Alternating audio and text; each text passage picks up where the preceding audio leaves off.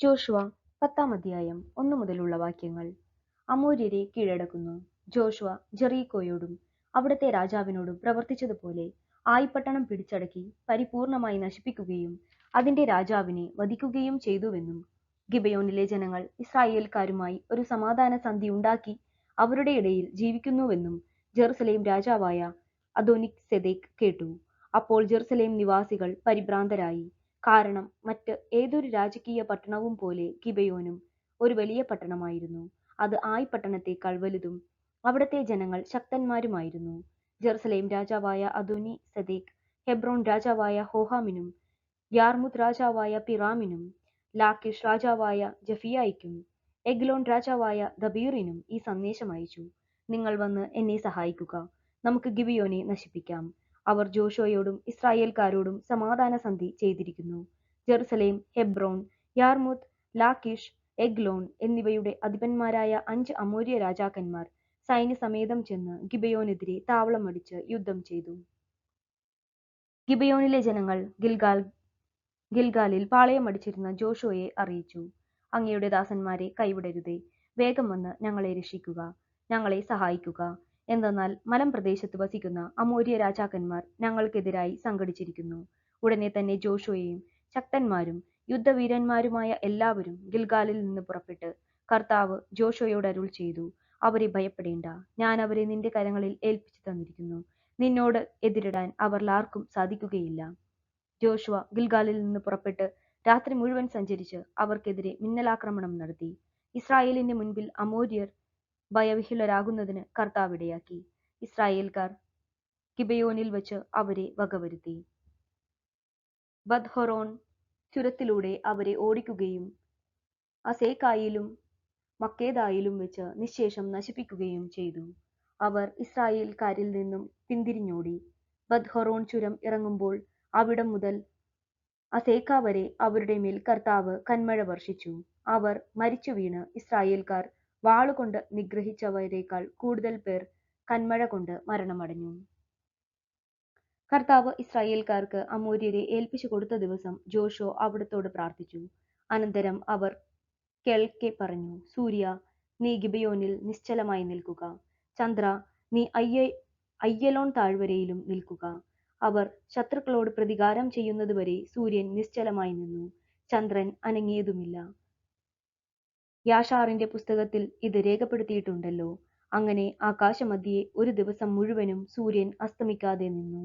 കർത്താവ് ഒരു മനുഷ്യന്റെ വാക്കു കേട്ട് ഇസ്രായേലിനു വേണ്ടി യുദ്ധം ചെയ്ത ആ ദിവസം പോലെ ഒരു ദിവസം അതിനു മുൻപും പിൻപും ഉണ്ടായിട്ടില്ല. അനന്തരം ഗിൽഗാലിലുള്ള പാളയത്തിലേക്ക് ജോഷുവയും അവനോടൊപ്പം ഇസ്രായേലും തിരികെ പോന്നു. ആ 5 രാജാക്കന്മാരും മക്കേദായിലുള്ള ഒരു ഗുഹയിൽ ഓടി ഒളിച്ചു. അവർ ഗുഹയിൽ ഒളിച്ച കാര്യം ജോഷുവ അറിഞ്ഞു. അവൻ പറഞ്ഞു: ഗുഹയുടെ പ്രവേശനദ്വാരത്തിൽ വലിയ കല്ലുകൾ ഉരുട്ടിവെച്ച് കാവലേർപ്പെടുത്തുക. നിങ്ങൾ അവിടെ നിൽക്കരുത്. ശത്രുക്കളെ പിന്തുടർന്ന് ആക്രമിക്കുക. പട്ടണങ്ങളിൽ പ്രവേശിക്കാൻ അവരെ അനുവദിക്കരുത്. നിങ്ങളുടെ ദൈവമായ കർത്താവ് അവരെ നിങ്ങളുടെ കൈകളിൽ ഏൽപ്പിച്ചിരിക്കുന്നു. ശത്രുക്കളെ ഉന്മൂലനം ചെയ്യുന്നതുവരെ ജോഷുവയും ഇസ്രായേൽ ജനവും സംഹാരം തുടർന്നു. ഏതാനും പേർ രക്ഷപ്പെട്ടു, കോട്ടയിൽ അഭയം പ്രാപിച്ചു. അനന്തരം ഇസ്രായേൽക്കാർ സുരക്ഷിതരായി മക്കേദായിലെ പാളയത്തിൽ ജോഷുവയുടെ സമീപമെത്തി. അവർക്കെതിരെ ആരും നാവനക്കിയില്ല. അപ്പോൾ ജോഷുവ കൽപ്പിച്ചു: ഗുഹയുടെ വാതിൽ തുറന്ന് ആ 5 രാജാക്കന്മാരെയും എന്റെ അടുക്കൽ കൊണ്ടുവരുവിൻ. അവൻ പറഞ്ഞതനുസരിച്ച് ഗുഹയിൽ നിന്ന് ജെറുസലേം, ഹെബ്രോൻ, യാർമുത്ത്, ലാക്കിഷ്, എഗ്ലോൺ എന്നിവിടങ്ങളിലെ രാജാക്കന്മാരെ അവർ കൊണ്ടുവന്നു.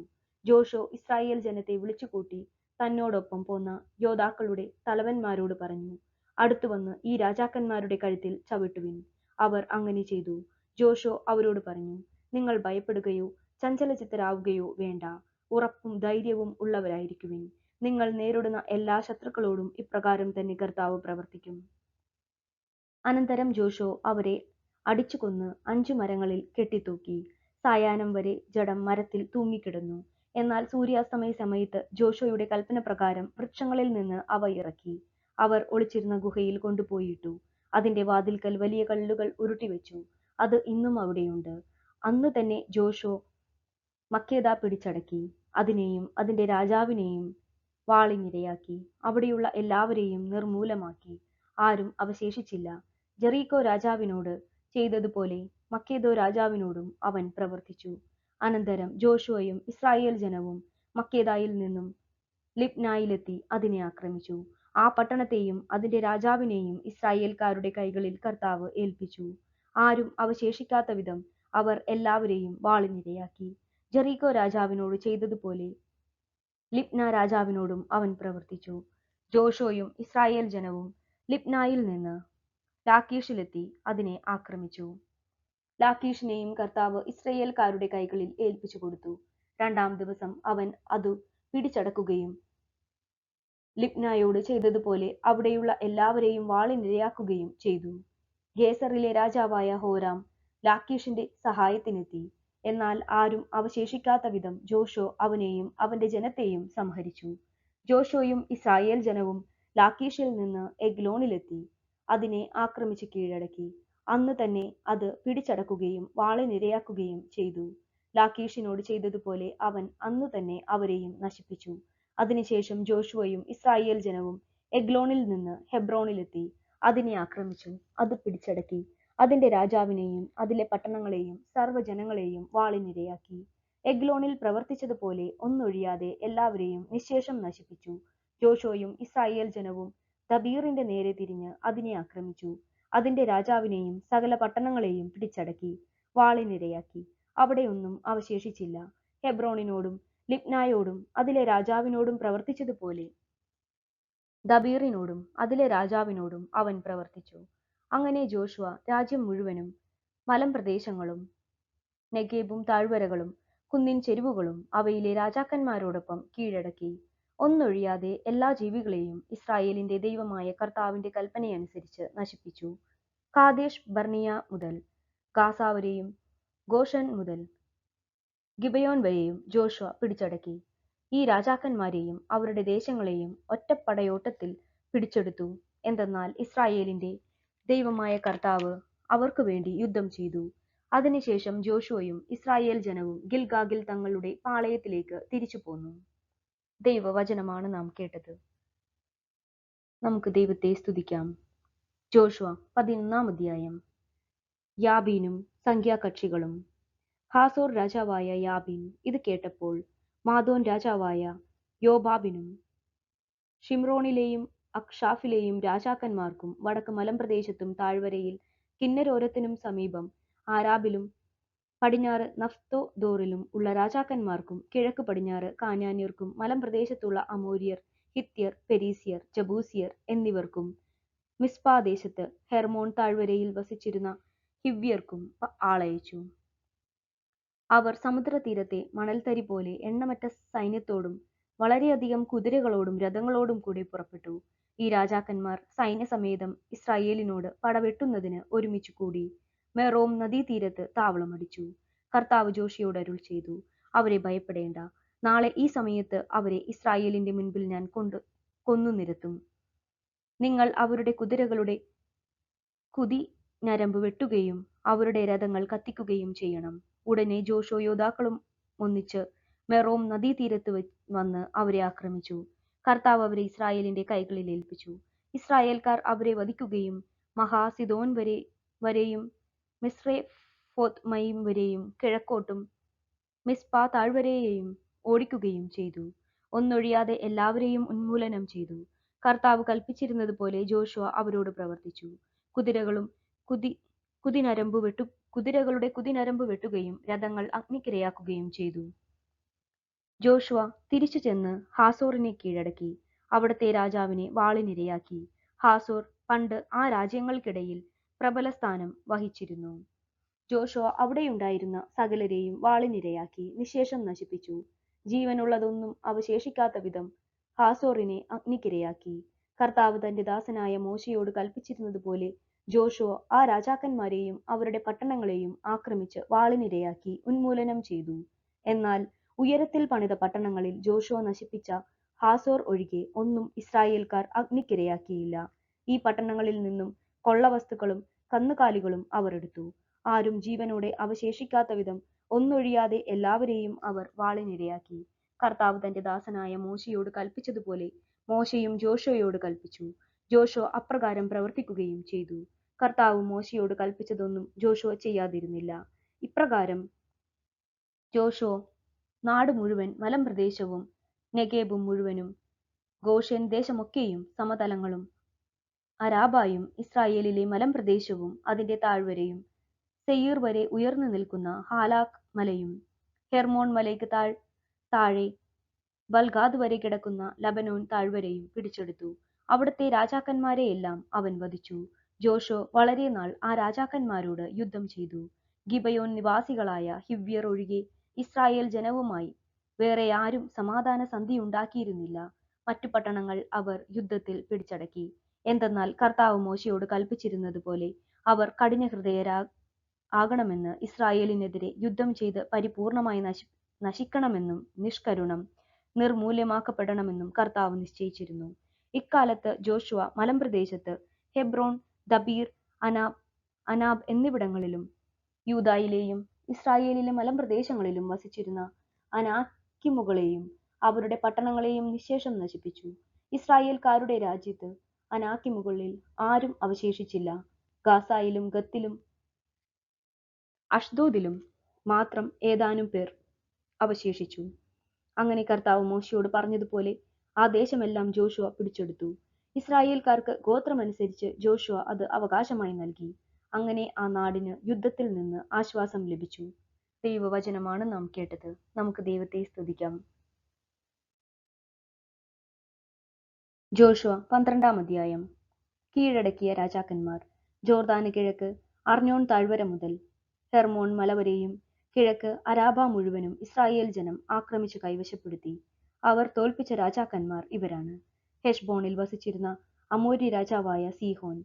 അവന്റെ രാജ്യം അർണോൻ താഴ്വരയുടെ അരികിലുള്ള അരോവേർ മുതൽ താഴ്വരയുടെ മധ്യത്തിലുള്ള അമോന്യരുടെ അതിരായ യാബോക്ക് നദി വരെ കിടക്കുന്ന ഗിലെയാദിന്റെ പകുതിയും കിഴക്ക് അരാബ മുതൽ കിന്നരോത്ത് സമുദ്രം വരെയും ബത്ജെഷിമോത്തിന് നേരെ അരാബ സമുദ്രം വരെയും തെക്ക് പിസ്ഗായുടെ അടിവാരത്തുള്ള ഉപ്പുകടൽ വരെയും വ്യാപിച്ചിരുന്നു.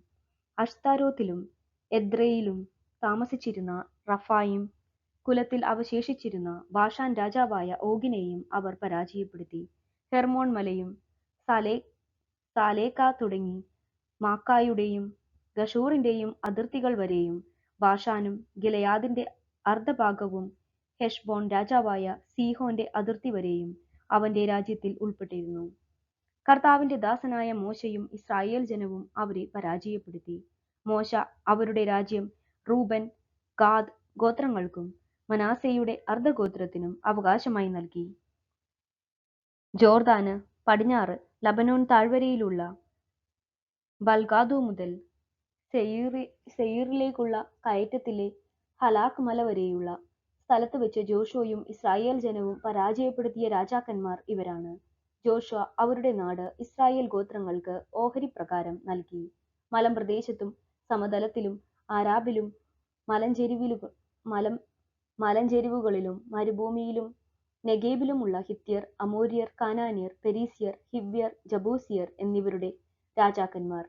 ജെറീക്കോ, ബഥേലിന് സമീപമുള്ള Ai, Jerusalem, Hebron, Jarmuth, Lachish, Eglon, Gezer, Debir, Geder, Hormah, Arad, Libnah, Adullam, Makkedah, Bethel, Tappuah, Hepher, Aphek, Lasharon, Madon, Hazor, Shimron, Meron, Achshaph, Taanach, Megiddo, Kedesh, കർമേലിയൽ, യോക്ക്, നെയാം, നഫ്ദോറിലെ ധാർ, ഗലീലയിലെ ഗോയിം, തിർസ എന്നിവിടങ്ങളിലെ രാജാക്കന്മാർ. ആകെ 31 പേർ. ദൈവവചനമാണ് നാം കേട്ടത്. നമുക്ക് ദൈവത്തെ സ്തുതിക്കാം. ജോഷുവ 13-ാം അധ്യായം. ദേശവിഭജനം. ജോഷുവ വൃദ്ധനായപ്പോൾ കർത്താവ് അവനോട് പറഞ്ഞു, നീ വൃദ്ധനായിരിക്കുന്നു, ഇനിയും വളരെയധികം സ്ഥലങ്ങൾ കൈവശപ്പെടുത്താനുണ്ട്.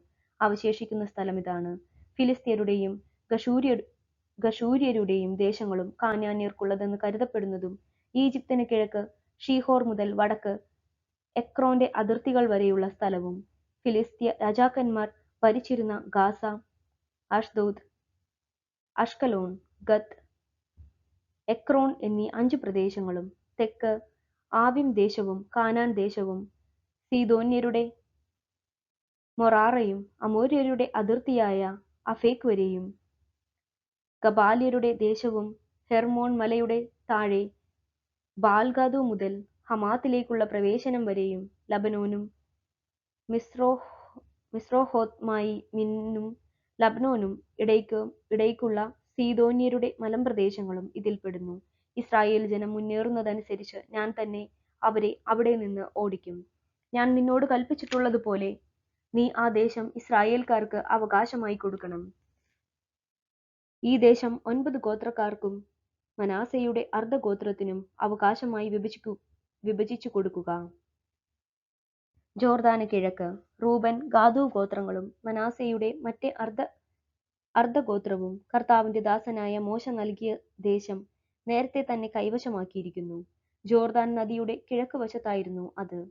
അർനോൻ താഴ്വരയുടെ മധ്യത്തിലുള്ള പട്ടണവും ആ താഴ്വരയുടെ അറ്റത്തുള്ള അരോവേർ മുതൽ മെദേബ സമതലം ഉൾപ്പെടെ ദീബോൻ വരെയും ഹെഷ്ബോൺ ഭരിച്ചിരുന്ന അമോര്യ രാജാവായ സീഹോന്റെ പട്ടണങ്ങളും അമോന്യരുടെ അതിർത്തികൾ വരെയും ഗിലെയാദും ഗഷൂറും മാക്കായും ഹെർമോൺ മലയും സലേക്ക വരെയുള്ള ബാഷാനും എദ്രയിലും അസ്താരോത്തിലും ഭരിച്ചിരുന്ന ബാഷാൻ രാജാവായ ഓഗിന്റെ ദേശങ്ങളും ഉൾപ്പെട്ടതായിരുന്നു അത്. ഓഗ് മാത്രമേ റഫായിം കുലത്തിൽ അവശേഷിച്ചിരുന്നുള്ളൂ.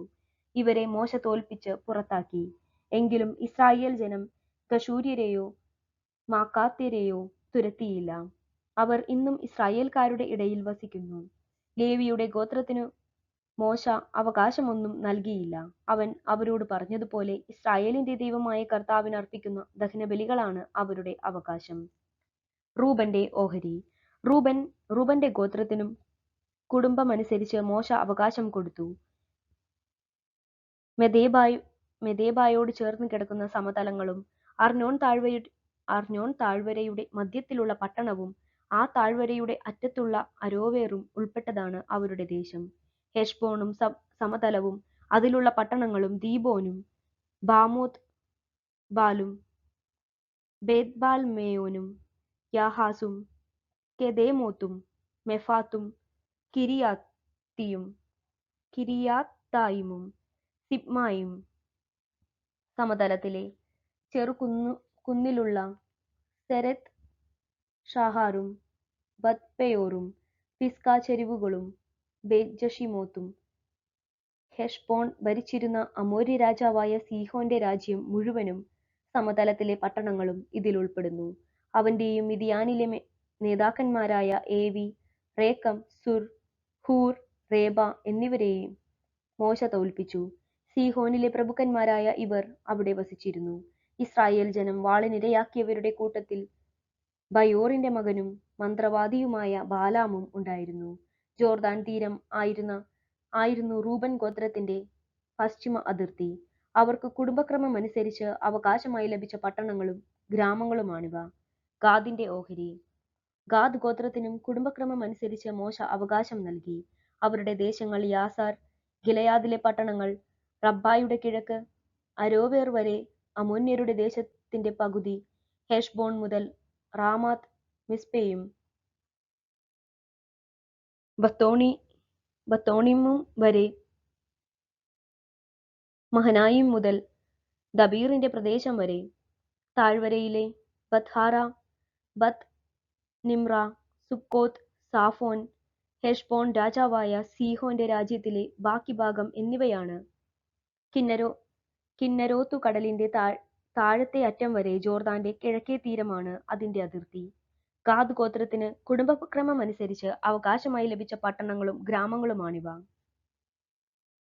മനാസെയുടെ ഓഹരി. മനാസെയുടെ അർദ്ധഗോത്രത്തിന് മോശ കുടുംബക്രമമനുസരിച്ച് അവകാശം നൽകി.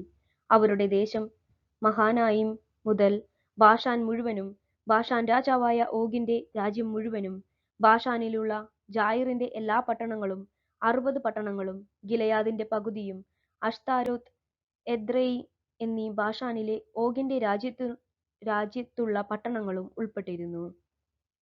മനാസെയുടെ മകനായ മാക്കീറിന്റെ സന്തതികളിൽ പകുതി പേർക്ക് കുടുംബക്രമമനുസരിച്ച് ലഭിച്ചതാണിവ. ജെറീക്കോയുടെ കിഴക്ക് ജോർദാന് അക്കരെ മോവാബ് സമതലത്തിൽ വെച്ച് മോശ അവകാശമായി വിഭജിച്ചു കൊടുത്തവയാണിവ. എന്നാൽ ലേവിയുടെ ഗോത്രത്തിന് മോശ അവകാശമൊന്നും നൽകിയില്ല. അവൻ അവരോട് പറഞ്ഞതുപോലെ ഇസ്രായേലിന്റെ ദൈവമായ കർത്താവ് തന്നെയാണ് അവരുടെ അവകാശം. ദൈവവചനമാണ് നാം കേട്ടത്. നമുക്ക് ദൈവത്തെ സ്തുതിക്കാം. ജോഷുവ 14-ാം അധ്യായം. ജോർദാന് പടിഞ്ഞാറ്. കാനാൻ ദേശത്ത് ഇസ്രായേൽ ജനത്തിന് അവകാശമായി ലഭിച്ച സ്ഥലങ്ങൾ ഇവയാണ്. പുരോഹിതനായ എലെയാസറും നൂനിന്റെ മകനായ ജോഷുവയും ഇസ്രായേൽ ഗോത്രപിതാക്കന്മാരിൽ തലവന്മാരും കൂടി ഇവ അവർക്ക് ഭാഗിച്ചു കൊടുത്തു. കർത്താവ് മോശയോട് കൽപ്പിച്ചതുപോലെ 9 ഗോത്രത്തിനും അർദ്ധഗോത്രത്തിനും അവകാശങ്ങൾ ഭാഗിച്ചു കൊടുത്തത് നറുക്കിട്ടാണ്. ജോർദാന് മറുകരയിൽ 2 ഗോത്രങ്ങൾക്കും അർദ്ധഗോത്രത്തിനുമായി മോശ അവകാശം കൊടുത്തു കഴിഞ്ഞിരുന്നു. എന്നാൽ അവരുടെ ഇടയിൽ ലേവ്യർക്ക് അവകാശമൊന്നും കൊടുത്തില്ല. ജോസഫിന്റെ സന്തതികൾ മനാസെ, എഫ്രായിം എന്നീ 2 ഗോത്രങ്ങളായിരുന്നു. താമസിക്കുന്നതിന് പട്ടണങ്ങളും കന്നുകാലികളെ മേയ്ക്കുന്നതിന് പുൽമേടുകളും മാത്രമല്ലാതെ ലേവ്യർക്ക് അവിടെ വിഹിതമൊന്നും നൽകിയില്ല. കർത്താവ് മോശയോട് കൽപ്പിച്ചതുപോലെ തന്നെ അവർ സ്ഥലം പങ്കിട്ടെടുത്തു. അതിനുശേഷം യൂദായുടെ മക്കൾ ഗിൽഗാലിൽ ജോഷുവയുടെ അടുത്തുവന്ന് കെനീസ്യനായ യഫുന്നയുടെ മകൻ കാലേബ് അവനോട് പറഞ്ഞു, കർത്താവ് ദൈവപുരുഷനായ മോശയോട് എന്നെക്കുറിച്ചും നിന്നെക്കുറിച്ചും കാദേശ് ബർണിയായിൽ വെച്ച് എന്താണ് അരുൾ ചെയ്തതെന്ന് നിനക്കറിയാമല്ലോ. കാദേശ് ബർണിയായിൽ നിന്നും ദേശം ഒറ്റുനോക്കുന്നതിന് കർത്താവിന്റെ ദാസനായ മോശ എന്നെ അയക്കുമ്പോൾ എനിക്ക് 40 വയസ്സുണ്ടായിരുന്നു. ഞാൻ സത്യാവസ്ഥ അവനെ അറിയിക്കുകയും ചെയ്തു. എന്നാൽ എന്നോട് കൂടെ വന്ന സഹോദരന്മാർ ജനത്തെ നിരുത്സാഹപ്പെടുത്തി. എന്നിട്ടും ഞാൻ എന്റെ ദൈവമായ കർത്താവിനെ പൂർണ്ണമായി പിൻചെന്നു. അന്ന് മോശ ശബ്ദം ചെയ്തു പറഞ്ഞു, നീ കാലുകുത്തിയ സ്ഥലം എന്നേക്കും നിനക്കും നിന്റെ സന്തതികൾക്കും അവകാശമായിരിക്കും. എന്തെന്നാൽ എന്റെ ദൈവമായ കർത്താവിനെ പൂർണ്ണമായും നീ പിൻചെന്നിരിക്കുന്നു.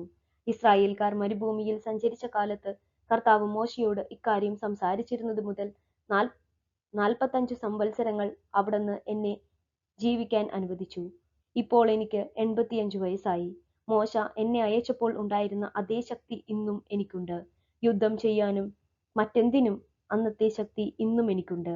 ആകയാൽ കർത്താവ് അന്ന് പറഞ്ഞ ഈ മലമ്പ്രദേശം എനിക്ക് തന്നാലും പ്രബലങ്ങളായ വലിയ പട്ടണങ്ങളോട് കൂടിയതും അനാക്യമുകൾ വസിക്കുന്നതുമായ ഈ സ്ഥലം എന്ന് നീ കേട്ടിട്ടുണ്ടല്ലോ. കർത്താവ് എന്നോട് കൂടെയുണ്ടെങ്കിൽ അവിടുന്ന് എന്നോട് പറഞ്ഞിട്ടുള്ളതുപോലെ ഞാൻ അവരെ ഓടിച്ചു കളയും. ജോഷോ യഫുന്നയുടെ മകനായ കാലേബിനെ അനുഗ്രഹിച്ച് അവന് ഹെബ്രോൺ അവകാശമായി കൊടുത്തു. അങ്ങനെ ഇന്നുവരെ ഹെബ്രോൺ കെനീസ്യനായ യഫുന്നയുടെ മകൻ കാലേബിന്റെ അവകാശമാണ്.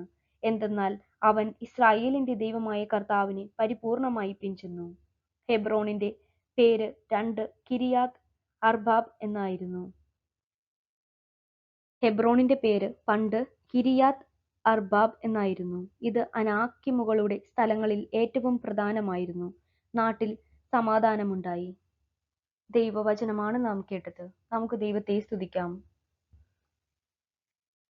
ജോഷുവ 15-ാം അധ്യായം. യൂദായുടെ ഓഹരി. യൂദാ ഗോത്രത്തിന് കുടുംബക്രമം അനുസരിച്ച് ലഭിച്ച ഓഹരി തെക്ക് സിൻ മരുഭൂമിയുടെ തെക്കേ അറ്റമായ ഏദോം അതിർത്തി വരെ വ്യാപിച്ചു കിടക്കുന്നു. അവരുടെ തെക്കേ അതിർത്തി ഉപ്പുകടലിന്റെ തെക്കോട്ട് നീണ്ടു കിടക്കുന്ന ഉൾക്കടലിൽ ആരംഭിക്കുന്നു. അത് അക്രാബിമിന്റെ കയറ്റത്തിലൂടെ തെക്കോട്ട് ചെന്ന് സിനിലേക്കു കടന്ന് കാദേശ് ബർണായുടെ തെക്കുഭാഗത്തുകൂടി ഹെസ്രോണിലൂടെ അദാറിലെത്തി കർക്കായിലേക്ക് തിരിയുന്നു. അവിടെ നിന്ന് അസ്മോൺ കടന്ന് ഈജിപ്ത് തോടുവരെ ചെന്ന് കടലിൽ അവസാനിക്കുന്നു. ഇതായിരിക്കും നിങ്ങളുടെ തെക്കേ അതിർത്തി. ജോർദാൻ നദീമുഖം വരെയുള്ള ഉപ്പുകടലായിരിക്കും നിങ്ങളുടെ കിഴക്കേ അതിർത്തി. വടക്കേ അതിർത്തി ജോർദാൻ നദി മുഖത്തുള്ള ഉൾക്കടലിൽ നിന്നാരംഭിക്കുന്നു. അത് ബേത്ത് ഹോഗ്ലായിലൂടെ പോയി ബേത്ത് അറാബായുടെ വടക്കുകൂടെ കടന്ന് റൂബന്റെ മകൻ ബോഹാന്റെ ശില വരെ പോകുന്നു. തുടർന്ന് ആക്കോർ താഴ്വരയിൽ നിന്നും ദബീർ വരെ പോയി വടക്കോട്ട് ഗിൽഗാലിലേക്ക് തിരിയുന്നു. താഴ്വരയുടെ തെക്കുവശത്തുള്ള അതുമ്മിം കയറ്റത്തിന്റെ എതിർവശത്താണ് ഗിൽഗാൽ അതിർത്തി. എൻഷമേഷ് ജലാശയത്തിലൂടെ കടന്ന് എൻറോഗലിൽ എത്തുന്നു. അവിടെ നിന്ന് അത് ജബൂസ്യ മലയുടെ ജെറുസലേമിന്റെ തെക്കേ അറ്റത്ത് ബിൻ ഹിന്നോം താഴ്വര വരെ പോകുന്നു. പിന്നീട് ഹിന്നോം താഴ്വരയുടെ മുൻപിൽ പടിഞ്ഞാറോട്ടും റഫായിം താഴ്വരയുടെ അടുത്ത് വടക്കോട്ടുമുള്ള മലമുകളിലേക്ക് കയറുന്നു. വീണ്ടും അത് മലമുകളിൽ നിന്ന് നെഫ്തോവോ അരുവികൾ വരെയും അവിടെ നിന്ന് എഫ്രോൺ മലയിലെ പട്ടണങ്ങൾ വരെയും അവിടെ നിന്ന് ബാലായിലേക്കും അതായത് കിരിയാത് യെയാറിമിലേക്കും വളഞ്ഞു പോകുന്നു. ബാലായുടെ പശ്ചിമ ഭാഗത്തുകൂടി കടന്ന് സെയിർ മലയിലെത്തി യയാറിം മലയുടെ ഹെസലോണിന്റെ വടക്ക് ഭാഗത്തുകൂടി കടന്ന് ബത്ഷമേഷിലിറങ്ങി തിമ്നായിലൂടെ നീങ്ങുന്നു. അത് എക്രോണിന്റെ വടക്കുള്ള കുന്നിൻ പ്രദേശങ്ങളിലൂടെ ചെന്ന് ഷിക്കറോൺ ചുറ്റി ബാല മലയിലൂടെ കടന്ന് യാബ്നേലി എത്തി സമുദ്രത്തിൽ വന്ന് അവസാനിക്കുന്നു. പടിഞ്ഞാറെ അതിർത്തി മഹാസമുദ്രവും അതിന്റെ തീരപ്രദേശവുമാണ്. യൂദാ ഗോത്രത്തിന് കുടുംബക്രമമനുസരിച്ച് ലഭിച്ച അവകാശത്തിന് ചുറ്റുമുള്ള അതിർത്തി ആണിത്. ജോഷുവയോട് കർത്താവ് കൽപ്പിച്ചതനുസരിച്ച് യഫുന്നയുടെ മകനായ കാലേബിന് യൂദാ ഗോത്രത്തിന്റെ ഇടയിൽ കിരിയാത് അർബാബ് ഹെബ്രോൻ കൊടുത്തു. അനാക്കിന്റെ പിതാവായിരുന്നു അർബാബ്. അവിടെ നിന്ന് കാലേബ് അനാക്കിന്റെ സന്തതികളായ ശേഷായി, അഹിമാൻ, തൽമായി എന്നിവരെ തുരത്തി. പിന്നീട് അവൻ ദബീർ നിവാസികൾക്കെതിരെ പുറപ്പെട്ടു. ദബീറിന്റെ പഴയ പേര് കിരിയാത് സേഫർ എന്നായിരുന്നു. കാലേബ് പറഞ്ഞു, കിരിയാത് സേഫർ പിടിച്ചെടുക്കുന്നവന് എന്റെ മകൾ അക്സായെ ഞാൻ ഭാര്യയായി കൊടുക്കും. കാലേബിന്റെ സഹോദരൻ കെനസിന്റെ മകനായ ഒത്നിയേൽ അത് പിടിച്ചെടുത്തു. അവന് തന്റെ മകളായ അക്സായെ കാലേബ് ഭാര്യയായി നൽകി. അവൾ അടുത്തു ചെന്നപ്പോൾ പിതാവിനോട് ഒരു വയൽ ചോദിക്കണമെന്ന് അവൻ നിർബന്ധിച്ചു. അവൾ കഴുതപ്പുറത്ത് നിന്നിറങ്ങിയപ്പോൾ കാലേബ് അവളോട് ചോദിച്ചു, നിനക്കെന്താണ് വേണ്ടത്? അവൾ പറഞ്ഞു, എനിക്കൊരു സമ്മാനം വേണം. നീ എന്നെ വരണ്ട നെഗേബിലേക്ക് അയക്കുന്നതിനാൽ എനിക്ക് നീരുറവകൾ തരണം. കാലേബ് അവൾക്ക് മലയിലും താഴ്വരയിലും നീരുറവകൾ കൊടുത്തു. യൂദാ ഗോത്രത്തിന് കുടുംബക്രമമനുസരിച്ച് ലഭിച്ച അവകാശം. തെക്കേ അറ്റത്ത് ഏദോം അതിർത്തികൾക്ക് അരികെ യൂദാ ഗോത്രത്തിൽ നിന്നുള്ള പട്ടണങ്ങൾ ഇവയാണ്: Kabzeel, Eder, Jagur, Kinah, Dimonah, Adadah, Kedesh, Hazor, Ithnan, Ziph, Telem, Bealoth, Hazor Hadattah, Kerioth, Hezron, Hazor, Amam, Shema, Moladah, Hazar Gaddah, Heshmon, Beth Pelet, Hazar Shual, Beersheba, Biziothiah, Baalah, Iim, Ezem, Eltolad, Chesil, Hormah, Ziklag, Madmannah, Sansannah, Lebaoth, Shilhim, Ain, Rimmon. അങ്ങനെ ആകെ 29 പട്ടണങ്ങളും അവയുടെ ഗ്രാമങ്ങളും. സമതലത്തിൽ എഷ്താവോൽ, സോറ, അഷ്ന, സനോവ, എൻഗന്നിം, തപ്പുവ, എനാം,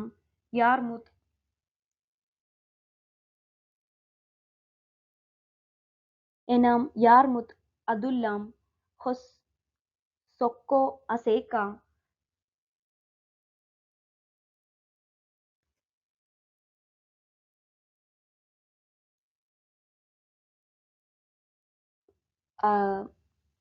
അദാത്തിം, ഗദേറ, ഗദറോത്തിം എന്നീ 14 പട്ടണങ്ങളും അവയുടെ ഗ്രാമങ്ങളും. സെനാൻ, ഹദാഷ, മിഗ്ദൽഗാദ്, ദിലേവാൻ, മിസ്പെ, യോക്തേർ, ലാക്കിഷ്, ബോസ്കത്ത്, Eglon, കാബോൻ, ലഹ്മാം, കത്ലിഷ്, ദമേറോത്ത്, ബദ്ഗോൻ, നാമ, മക്കേദ എന്നീ 16 പട്ടണങ്ങളും അവയുടെ ഗ്രാമങ്ങളും. ലിബ്ന, എത്തോർ, ആഷാൻ, ഇഫ്ത, അഷ്ന, നെസിബ്, കെയില, അക്സിബ്, മറേഷ എന്നീ 9 പട്ടണങ്ങളും അവയുടെ ഗ്രാമങ്ങളും. എക്രോണിലെ പട്ടണങ്ങളും ഗ്രാമങ്ങളും. എക്രോൺ മുതൽ സമുദ്രം വരെ അഷ്ദോദിന്റെ അരികിലുള്ള പട്ടണങ്ങളും അവയുടെ ഗ്രാമങ്ങളും. അഷ്ദോദിലെ പട്ടണങ്ങളും ഗ്രാമങ്ങളും ഗാസായിലെ പട്ടണങ്ങളും ഗ്രാമങ്ങളും. ഈജിപ്തോടും മഹാസമുദ്രവും അതിന്റെ തീരവും വരെ മലമ്പ്രദേശങ്ങളിൽ ഷമീർ, യത്തീർ, സൊക്കോ, ദന്ന, കിരിയാത് സന്ന, ദബീർ, അനാബ്, എഷ്തെമോ, അനി, ഗോർഷൻ, ഹോലോൻ, ഗിലോ എന്നീ 11 പട്ടണങ്ങളും അവയുടെ ഗ്രാമങ്ങളും. അരാബ്, ദുമ, എഷാൻ, യാനിം, ബത്തപ്പുവ, എഫേക്ക, ഹുംത, കിരിയാത് അർബാബ, ഹെബ്രോൺ, സിയോർ എന്നീ 9 പട്ടണങ്ങളും അവയുടെ ഗ്രാമങ്ങളും. മാവോൻ, കാർമൽ, സിഫ്, യുത്ത, യാസ്രേൽ, യോക്തെയാം, സനോവ, കായിൻ, ഗിബയ, തിമ്ന എന്നീ 10 പട്ടണങ്ങളും അവയുടെ ഗ്രാമങ്ങളും, ഹാൽഹുൽ, ബത്സുർ, ഗദോർ, മാറാത്ത്, ബത്ത് അനോത്ത്, എൽ തെക്കോൻ എന്നീ 6 പട്ടണങ്ങളും അവയുടെ ഗ്രാമങ്ങളും, കിരിയാത്ത് ബാൽ, കിരിയാത്ത് യയാറിം, റബ്ബ എന്നീ 2 പട്ടണങ്ങളും അവയുടെ ഗ്രാമങ്ങളും, മരുഭൂമിയിൽ ബത്ത് അരബ, മദ്ദീൻ, സെക്കാക്ക, നിബ്ഷാൻ ഉപ്പുനഗരം, എൻഗേദി എന്നീ 6 പട്ടണങ്ങളും അവയുടെ ഗ്രാമങ്ങളും. എന്നാൽ യൂദാ ഗോത്രത്തിന് ജെറുസലേം നിവാസികളായ ജബൂസ്യരെ തുരത്താൻ സാധിച്ചില്ല. അതുകൊണ്ട് ഇന്നും ജബൂസ്യർ അവരോടൊന്നിച്ച് ജെറുസലേമിൽ വസിക്കുന്നു. ദൈവവചനമാണ് നാം കേട്ടത്.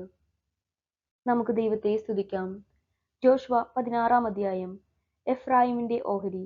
ജോസഫിന്റെ സന്തതികൾക്ക് നിശ്ചയിച്ചിരുന്ന സ്ഥലത്തിന്റെ അതിർത്തി ജെറീക്കോ നീരുറവുകൾക്ക് കിഴക്ക് ജെറീക്കോയ്ക്ക് സമീപം ജോർദാനിൽ തുടങ്ങുന്നു. അവിടെ നിന്നും മരുഭൂമിയിലൂടെ മലമ്പ്രദേശത്തേക്ക് ബഥേലിൽ എത്തുന്നു. അവിടെ നിന്ന് ലൂസിൽ ചെന്ന് അർക്യരുടെ പ്രദേശമായ അത്താറോത്ത് കടക്കുന്നു. തുടർന്ന് താഴോട്ട് പടിഞ്ഞാറ് വശത്തുള്ള ജഫ്ലീത്യരുടെ ദേശത്തിലൂടെ താഴത്തെ ബെത്ത്ഹൊറോണിൽ പ്രവേശിച്ച് ഗേസർ കടന്ന് കടലിൽ അവസാനിക്കുന്നു. അങ്ങനെ ജോസഫിന്റെ പുത്രന്മാരായ മനാസേക്കും എഫ്രായിമിനും തങ്ങളുടെ അവകാശം ലഭിച്ചു. കുടുംബക്രമമനുസരിച്ച് എഫ്രായിമിന്റെ മക്കൾക്ക് കിട്ടിയ ദേശങ്ങൾ താഴെ പറയുന്നവയാണ്. കിഴക്ക് അവരുടെ അവകാശത്തിന്റെ അതിർത്തി മുകളിലത്തെ ബെത്ത്ഹൊറോൺ വരെയുള്ള അത്താറോത്ത് ആദാർ ആയിരുന്നു. അവിടെ നിന്ന് അത് കടൽ വരെ വ്യാപിച്ചു കിടക്കുന്നു.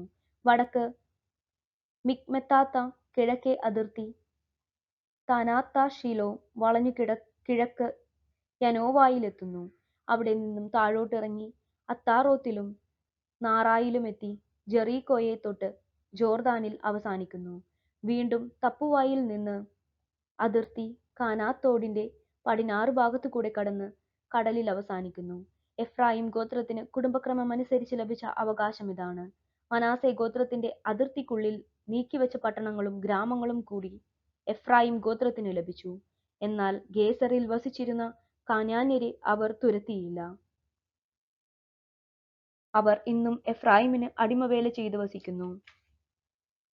ദൈവവചനമാണ് നാം കേട്ടത്. നമുക്ക് ദൈവത്തെ സ്തുതിക്കാം. ജോഷുവ 17-ാം അധ്യായം. മനാസയുടെ ഓഹരി. പിന്നീട് ജോസഫിന്റെ ആദ്യജാതനായ മനാസയുടെ ഗോത്രത്തിന് അവകാശം നൽകി. ഗിലെയാദിന്റെ പിതാവും മനാസയുടെ ആദ്യജാതനുമായ മാക്കീറിനും ഗിലെയാദും ബാഷാനും നൽകി. കാരണം അവൻ യുദ്ധവീരനായിരുന്നു. മനാസയുടെ ഗോത്രത്തിൽപ്പെട്ട മറ്റുള്ളവർക്കും കുടുംബക്രമമനുസരിച്ച് അവകാശം നൽകി. ഇവർ അബിയേസർ, ഹേലക്, അസ്രിയേൽ, ഷെക്കേം, ഹേഫർ, ഷെമീദ എന്നിവരായിരുന്നു. ഇവർ കുടുംബക്രമമനുസരിച്ച് ജോസഫിന്റെ മകനായ മനാസയുടെ പിൻഗാമികളായിരുന്നു. മനാസയുടെ മകൻ മാക്കീറിന്റെ മകനാണ് ഗിലെയാദ്. അവന്റെ മകനായ സെലോഫെഹാദിന് പുത്രന്മാർ ഉണ്ടായിരുന്നില്ല, പുത്രിമാർ മാത്രം. അവർ മഹ്ല, നോവ, ഹോഗ്ല, മിൽക്ക, തിർസ എന്നിവരായിരുന്നു. അവർ പുരോഹിതനായ എലെയാസറിന്റെയും നൂനിന്റെയും മകനായ ജോഷുവയുടെയും പ്രമാണികളുടെയും മുമ്പാകെ വന്നു പറഞ്ഞു, ഞങ്ങളുടെ സഹോദരന്മാർക്കൊപ്പം ഞങ്ങൾക്കും അവകാശം നൽകണമെന്ന് കർത്താവ് മോശയോട് കൽപ്പിച്ചിട്ടുണ്ട്. അതനുസരിച്ച് ജോഷുവ അവരുടെ പിതൃസഹോദരന്മാരോടൊപ്പം അവർക്കും അവകാശം നൽകി.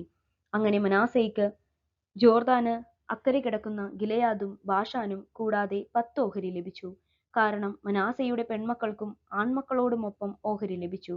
മനാസയുടെ മറ്റു പുത്രന്മാർക്ക് ഗിലെയാദ് അവകാശമായി കൊടുത്തു. ആഷേർ മുതൽ ഷെക്കേമിന് കിഴക്ക് മിക്മെത്താത്ത് വരെ മനാസയുടെ ദേശം വ്യാപിച്ചു കിടക്കുന്നു. അതിന്റെ തെക്കേ അതിർത്തി എൻതപ്പുവ വരെ നീണ്ടു കിടക്കുന്നു. തപ്പുവ ദേശം മനാസയുടെ അവകാശമായിരുന്നു. എന്നാൽ മനാസയുടെ അതിർത്തിയിലുള്ള തപ്പുവ പട്ടണം എഫ്രായിമിന്റെ മക്കളുടെ അവകാശമായിരുന്നു. അതിർത്തി വീണ്ടും തെക്കോട്ട് കാനാത്തോട് വരെ പോകുന്നു. മനാസയുടെ പട്ടണങ്ങളിൽ തോടിനു തെക്കുള്ള പട്ടണങ്ങൾ എഫ്രായിമിനുള്ളതാണ്. മനാസയുടെ അതിർത്തി തോടിനു വടക്കേ അറ്റത്തുകൂടി പോയി കടലിൽ അവസാനിക്കുന്നു. തെക്ക് വശത്തുള്ള ദേശം എഫ്രായിമിന്റേതും വടക്ക് വശത്തുള്ള മനാസയുടേതുമാണ്. സമുദ്രമാണ് അതിന്റെ അതിർത്തി. അത് വടക്ക് ആഷേറിനോടും കിഴക്ക് ഇസാക്കറിനോടും തൊട്ടുകിടക്കുന്നു. ഇസാക്കറിലും ആശേറിലും മനാസേയ്ക്ക് ബത്ത്ശെയാൻ, യിബ്ളയാം, ദോർ, എൻദോർ, താനാക്ക്, മെഗിദോ എന്നിവയും അവയുടെ ഗ്രാമങ്ങളും ഉണ്ടായിരുന്നു. എന്നാൽ മനാസയുടെ പുത്രന്മാർക്ക് ആ പട്ടണങ്ങൾ കൈവശപ്പെടുത്താൻ കഴിഞ്ഞില്ല. കാനാന്യർ അവിടെ തന്നെ വസിച്ചു പോന്നു. പക്ഷെ ഇസ്രായേൽക്കാർ ശക്തി പ്രാപിച്ചപ്പോൾ അവർ കാനാന്യരെ കൊണ്ട് അടിമവേല ചെയ്യിച്ചു. അവരെ അവിടെ നിന്ന് നിശ്ശേഷം തുരുത്തിയില്ല. ജോസഫിന്റെ സന്തതികൾ ജോഷുവയോട് ചോദിച്ചു, കർത്താവിന്റെ അനുഗ്രഹത്താൽ ഞങ്ങൾ ഒരു വലിയ ജനമായിരിക്കെ എന്തുകൊണ്ടാണ് ഞങ്ങൾക്ക് ഒരു വിഹിതം മാത്രം തന്നത്? ജോഷുവ അവരോട് പറഞ്ഞു, നിങ്ങൾ ഒരു വലിയ ജനതയാണെങ്കിൽ പെരീസിയരുടെയും റഫായിമിന്റെയും ദേശങ്ങളിൽ പോയി വനം തെളിച്ച് ഭൂമി സ്വന്തമാക്കുവിൻ.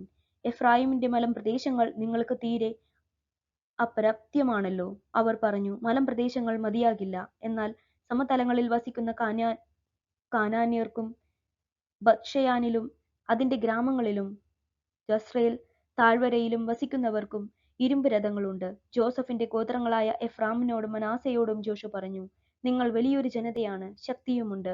നിങ്ങൾക്ക് ഒരു ഓഹരി മാത്രം പോരാ. മലമ്പ്രദേശങ്ങൾ മുഴുവൻ നിങ്ങൾക്കിരിക്കട്ടെ. അത് വനമാണെങ്കിലും അതിന്റെ അങ്ങേ അതിർത്തി വരെ തെളിച്ച് നിങ്ങൾക്ക് സ്വന്തമാക്കിയെടുക്കാം. കാനാന്യർ ശക്തന്മാരും ഇരുമ്പ് രഥങ്ങളുള്ളവരും ആണെങ്കിലും നിങ്ങൾക്ക് അവരെ തുരത്തി ഓടിക്കാം. ദൈവവചനമാണ് നാം കേട്ടത്. നമുക്ക് ദൈവത്തെ സ്തുതിക്കാം.